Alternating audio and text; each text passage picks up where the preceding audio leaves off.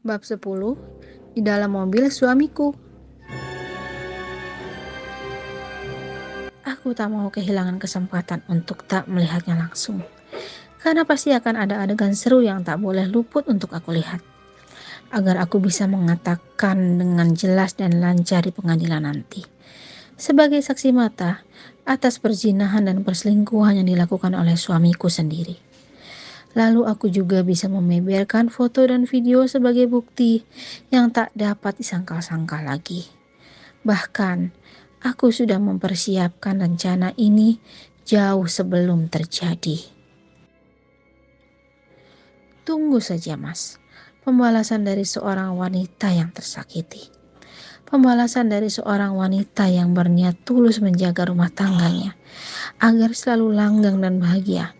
Tapi ternyata rumah tangganya itu tak dipandang begitu berarti oleh pasangannya. Apa yang lebih menyakitkan dari sebuah pengkhianatan? Dan apa yang bisa aku lakukan selain berusaha menunjukkan kesalahan mereka pada dunia, agar mereka juga bisa merasakan sakit yang aku rasa. Jadi posisi di mana, Zah? Belum bergerak, Bu. Oke, intai saja dulu. Ku buka email pada gawai. Aku ada di stasiun, Mas. Stasiun mana, sayang? Gambir. Duh, jauh amat, sayang. Aku mau pulang kampung saja. Lalu menikah sama Anton. Iya, gitu, sayang. Si cantik ngambek lagi. Aku serius. Mas sedikit lagi pulang kerja. Mas lagi beresin proyek. Proyek ini nantinya hasilnya untuk kamu, sayang. Ya Allah, sungguh jijik. Ingin muntah aku membaca pesan demi pesan buaya satu ini. Hanya seorang ART, tapi sebegitu terbuainya ya. Ya tapi aku udah terlanjur kabur. Aku nggak tahu mau tinggal di mana. Ya, tenang sayang. Dengerin Mas. Kamu tunggu Mas datang, nanti Mas jemput. Kamu cari tempat yang aman ya.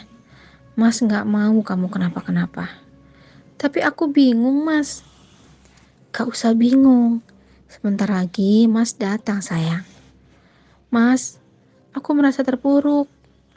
Sudah, sayang. Kamu tenang saja. Hilangkan kekhawatiranmu. Kamu itu masih terlalu muda untuk berpikir berat. Biar Mas saja. Kamu cukup nurut sama perintah Mas aja, oke? Kenapa Mas beratin aku? Bukankah istrimu perempuan sempurna, Mas?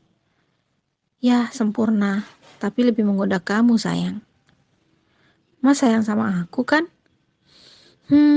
Sering nanya gini. Kurang yakin apa lagi sih? Aku nanti tidur di mana, Mas? Ya, nanya lagi. Tidur sama Mas lah, sayang. Ini yang Mas nantikan. Tidur bareng sama Inem, ya dong. Kamu kan istri Mas. Di mana? Di hotel lagi, Mas. Enggak, tempat yang lebih spesial, sayang. Kamu tenang saja di situ. Selamat berbahagia nanti, Mas. Sudah tidak tidur bersama lagi di hotel rupanya.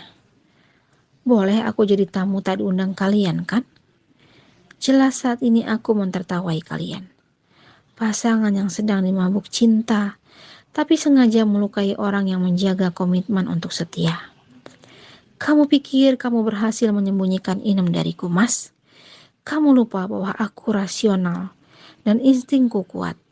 Kalian pikir kalian sudah lepas dan bebas bersembunyi dariku. Padahal aku sama sekali tak melepas mata dari kalian. Setengah jam berlalu. Bu, mobil sudah keluar parkiran. Ikuti saja, Zah. Jangan lupa sesekali foto atau video.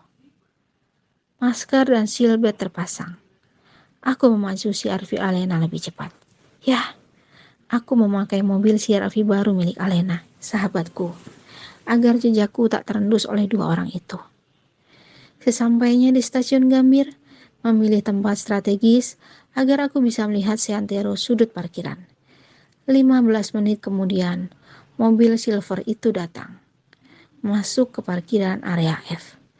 Tepat, posisiku menghadap ke samping kiri mobil mereka, tapi tetap bisa melihat kaca depan mobil karena mobil itu terparkir tidak melewati posisi mobilku parkir.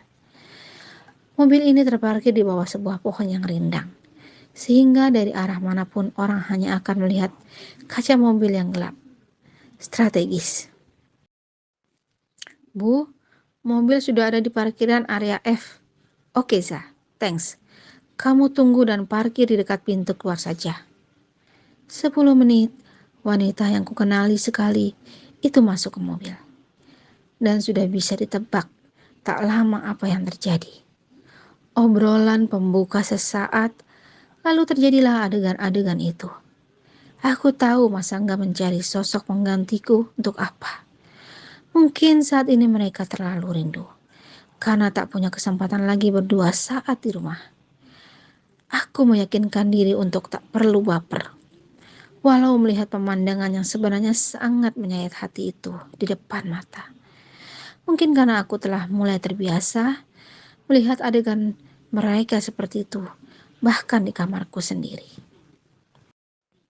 Jadi saat ini, apalagi yang bisa aku perbuat selain cukup pasang kamera dan menikmati pemandangan layaknya opening sebuah film biru di sebuah mobil. Iya, ku anggap aku sedang menonton adegan demi adegan sebuah film biru.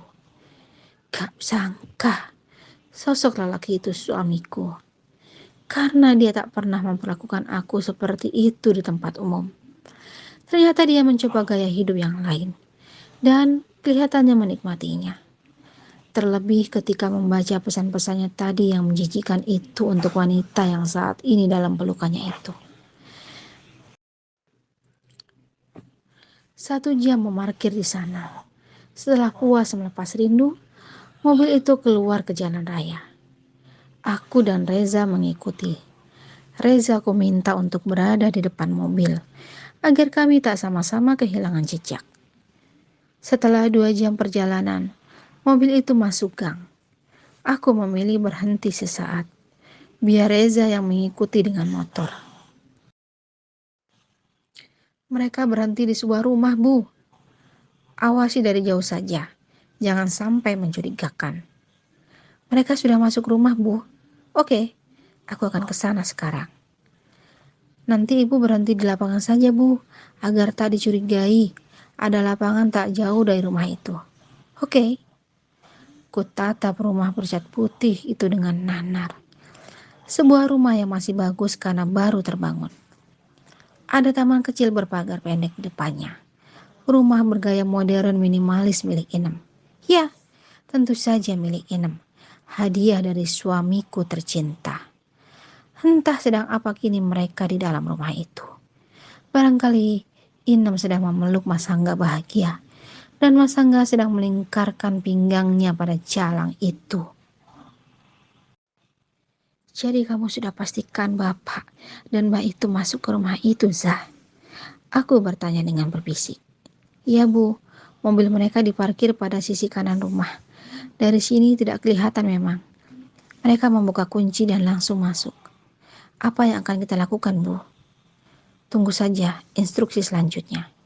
Yang penting Reza dan kamu, Handi, awasi pergerakan. Kulihat jam yang menghiasi tanganku. Pukul 9 malam. Masih ada waktu untuk menjemput Papa Fardan dan Papa Hans, kedua orang tua yang sangat aku sayangi. Maaf, Pak, kalau aku harus bertindak seperti ini. Kurasa ini cara terbaik untuk menunjukkan kepada dunia kelakuan seorang pezina. Tak perlu lagi ada aib harus ditutupi, karena mereka sendiri yang menciptakan aib itu. Seandainya hukum rajam berlaku di Indonesia, bahkan aku berharap semua keluarga Mas Angga hadir bersamaku, lalu menyiksanya dengan rajaman sampai mereka mati. Ku tekan tombol telepon papa mertuaku.